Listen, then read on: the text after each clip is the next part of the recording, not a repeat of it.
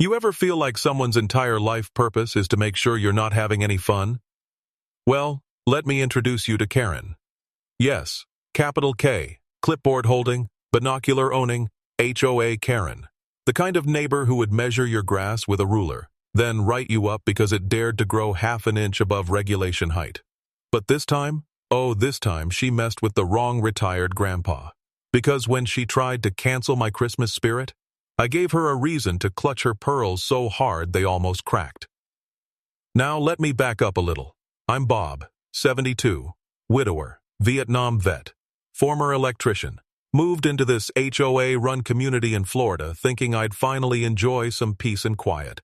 Maybe a bit of golf, the occasional poker night, and the joy of turning my front yard into a Clark Griswold-level holiday masterpiece.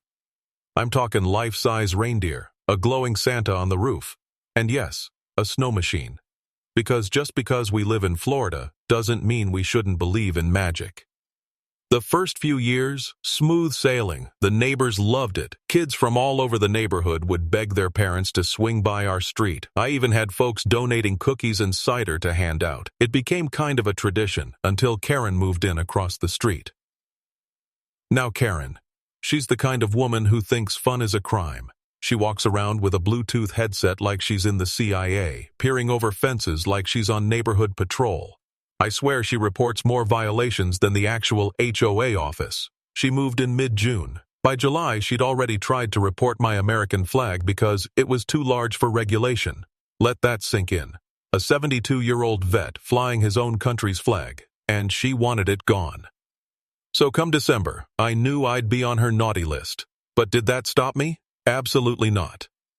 The day after Thanksgiving, I pulled out the decorations.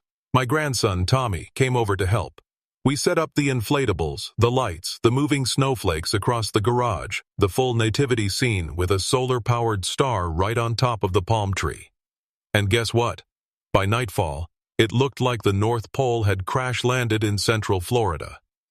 That very next morning, I see her, Karen, in her robe, cup of green tea, on the phone, peering out from behind her blinds like she's auditioning for a role in Desperate HOA Housewives. And wouldn't you know it? 2 hours later, I get the email. Dear Mr. Richardson, you are in violation of HOA Code 13B regarding excessive decorative lighting and seasonal displays that exceed the brightness and decibel allowance. Please remove all non-compliant decorations within 48 hours to avoid fines. Now, I'm not saying I lost my cool, but I did call the HOA and politely ask them, who decides the brightness of joy, Karen? Of course, they dodged the question and hid behind their little handbook like it was the Magna Carta. But here's the thing about folks like Karen. They expect you to roll over. They count on it. They think if they throw enough rules and threats your way, you'll just quietly take down your inflatable Santa and go sip prune juice on the porch. But not me. No. I had other plans. You see, I couldn't technically keep all the decor up under the HOA's guidelines, but the handbook didn't say anything about temporary event installations. So I called up my old pals, Frank, retired fireman, June, former school principal, and my personal favorite, Don, who owns a food truck and still has connections with half the city's event vendors. And I said, we're throwing a party, a big one, holiday style. And oh boy, did we plan something epic. Now this is where it gets juicy. We called it the Night of Lights, one night only, completely within HOA allowances for temporary neighborhood gatherings. I got permits. I filed every document. I made sure we dotted every I and crossed every T just to shut Karen down before she even opened her mouth. We booked a live jazz band. Yes, jazz, because I knew Karen hated drums. We got a snow cone machine, bounce house for the grandkids, outdoor heaters, a cocoa bar, and even a guy dressed as Elvis Santa. You haven't lived until you've seen Santa sing Blue Christmas in rhinestones. As we started setting up, Karen stormed over. You can't do this, she barked, pointing at the twinkling archway we were constructing across the sidewalk. I smiled and handed her the event permit. Sure I can. Temporary event, fully documented, all within code. Would you like some peppermint cider? She stood there, blinking like a fax machine trying to reboot. And the best part? People came out in droves. Not just our street, folks from all over the subdivision showed up. Lawn chairs, Christmas sweaters, dogs in elf costumes. Someone even brought a karaoke machine. By 7 p.m., it looked like a Hallmark movie threw up on the block. And Karen? Oh, Karen sat inside, lights off, blinds twitching, probably calling the HOA again, only this time there was nothing she could do. But here's where things took a turn. Right when the kids were about to gather for the big tree lighting countdown, the snow machine short-circuited, sparks flew, the lights flickered, and suddenly all the inflatables started deflating, like melting dreams in the Florida humidity. I felt my stomach drop. My grandkids stared up at me with wide eyes. Would Karen win after all? So there I was, standing under the palm tree with 30 deflating decorations behind me.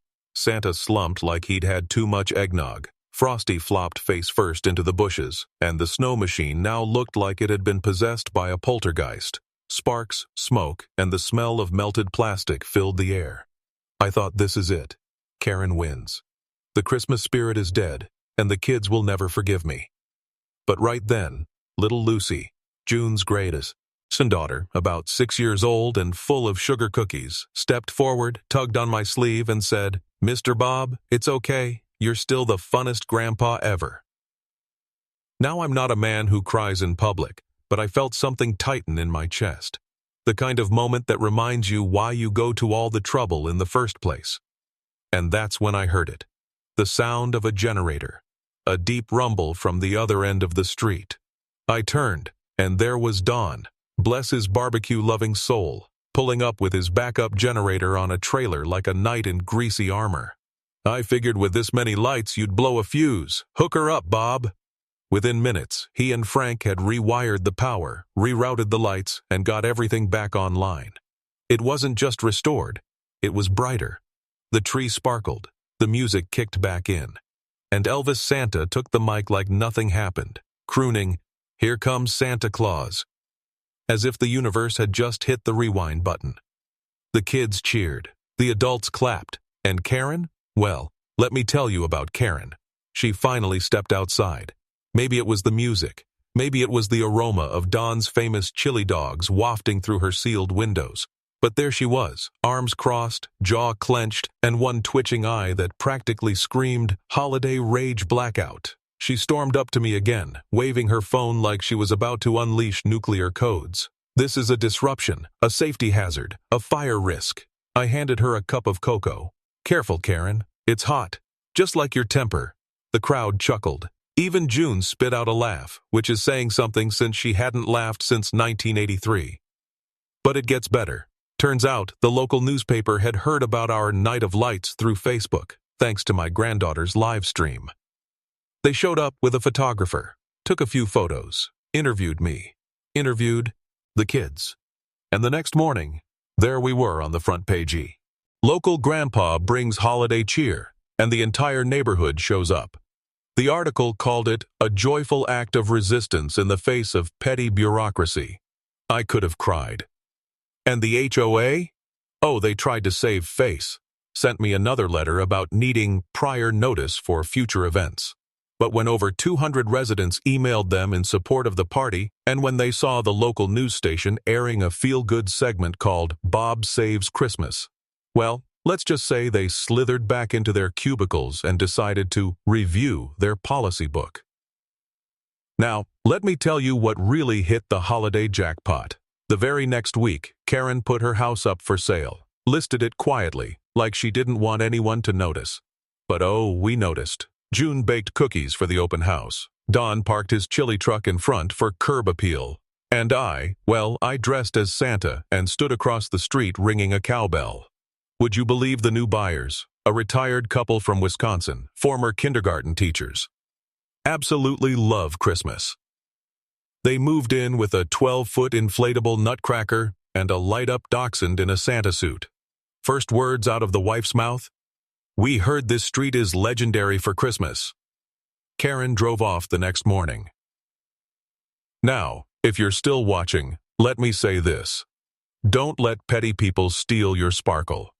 Whether it's your lights, your voice, or your joy, some folks live to dim it.